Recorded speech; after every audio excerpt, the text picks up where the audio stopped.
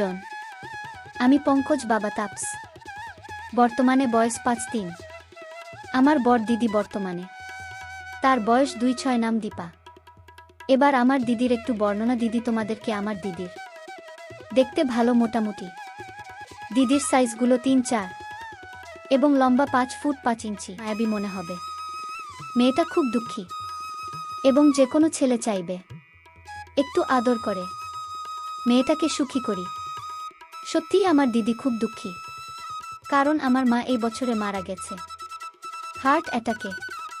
আমাদের বাড়ির সকল কাজকর্ম মানে আমার মায়ের জায়গাটা আমার দিদি নিয়েছে।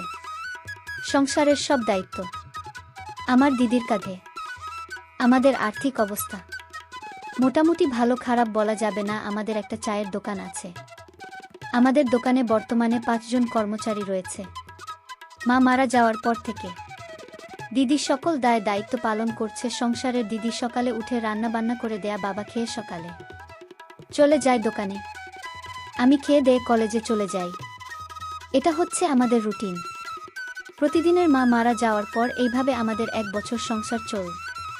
কিন্তু ১ বছর পর থেকে বাবার মাথাটা একেবারে খারাপ হতে শুরু করল। বাবা হঠাৎ মেজাজ খারাপ করে বাজে কথা বলে, রেগে কথা বলে। মানে আমরা যে ছেলে মেয়ে, সে ভালোবাসাটা বাবার কাছ থেকে উঠে গেছে। দিদিও খুব দুঃখ করে আমার কাছে মাঝে মাঝে এভাবে। কিছুদিন যাওয়ার পর একদিন কলেজ থেকে এসে দেখি বাবা আর দিদি খুব জোরে কথা বলছে। ঘরের ভিতরে বাবা বলছে, তুই তোর মার সব দায়িত্ব পালন করছিস, তাহলে কেন আমার কষ্ট দূর করতে পারবি না? দিদি কষিয়ে দিল। দিদি ফুপিয়ে কান্না শুরু করে দিল। আমি এই দেখে আর থাকতে না পেরে বাবাকে বললাম, বাবা তুমি জানোয়ার হয়ে গেছ। কেউ একটা এরকম বড় মেয়ের গায়ে হাত দেয়? দিদি এখন কাজ করতে পারবে না, পরে করে দেবে বলে আমি বাবাকে মারতে যাব। দিদি আমাকে জড়িয়ে ধরে বলল, ঝগড়াঝাটি করিস না ভাই, চুপ, সব ঠিক হয়ে যাবে বলে দিদি আমাকে জড়িয়ে ধরে ফুপিয়ে কাঁদতে লাগল। বাবাও রাগ করে দোকানে চলে গেল। আমি বললাম, দিদি বাবা এমন কি কাজ করতে দিয়েছে যে তুই করতে পারিসনি? না, এরকম কিছু না, পরে ঠিক হয়ে যাবে রে। তারপর আমি আমার ঘরে গিয়ে শুয়ে পড়লাম আর ভাবতে থাকলাম বাবা কেমন জেন হয়ে যাচ্ছে। বাবা রাতে বাড়ি ফিরে কারো সাথে কোনো কথা না বলে নিজের ঘরে গিয়ে শুয়ে পড়ল। তারপর সকালে বাবা কিছু না খেয়ে আবার দোকানে চলে গেল।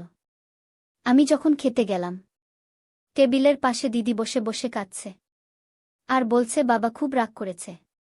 বাবা কেন আমাদের সাথে কথা বলছে না বলে দিদি আমাকে জড়িয়ে ধরে হাউমাউ করে কাঁদছে। আমি বললাম, সব ঠিক হয়ে যাবে, চিন্তা করিস না দিদি, আমি সন্ধেবেলায় বাবার সাথে কথা বলবো বলে আমি কলেজে চলে গেলাম। বিকালে বাড়ি এসে দেখলাম বাবা বাড়িতে আসেনি। দিদি আর আমি বসে গল্প করছি। দিদি বলছে, জানিস ভাই, মা মারা যাওয়ার পর থেকে বাবা অনেকটা বদলে গেছে। আমি বললাম, হ্যাঁ রে দিদি, বাবা অনেকটা বদলে গেছে। দিদি বলল, সব ঠিক হয়ে যাবে আর কিছুদিনের মধ্যে। তারপর এভাবে ১ সপ্তাহ কেটে যাওয়ার পর দেখলাম বাবা একটু স্বাভাবিক হয়ে গেছে। আমারও মনে খুব আনন্দ হচ্ছে যে বাবা সত্যি ভালো হয়ে গেছে। এইভাবে কিছুদিন যাওয়ার পর বাবা আর দিদিকে খুব খুশি লাগে। কোনো ঝগড়াঝাটি নেই, কোনো সমস্যা নেই। নিজেরাই খুব খুশি মনে কাজকর্ম করে। বাবাও সকাল দোকানে চলে যায়, আবার খুব তাড়াতাড়ি দোকান থেকে চলে আসে। বন্ধুরা, গল্পটি অনেক কিছু রয়ে গেছে, কিছু ভুল ত্রুটি হলে মনে করবেন না। তোমরা এই গল্পের স্বাদ সবাইকে দেবে আর আমার মাই লাইফ ২-১ চ্যানেলটিকে ১ কোটি ভিউ দেওয়ার জন্য চেষ্টা করুন। ধন্যবাদ।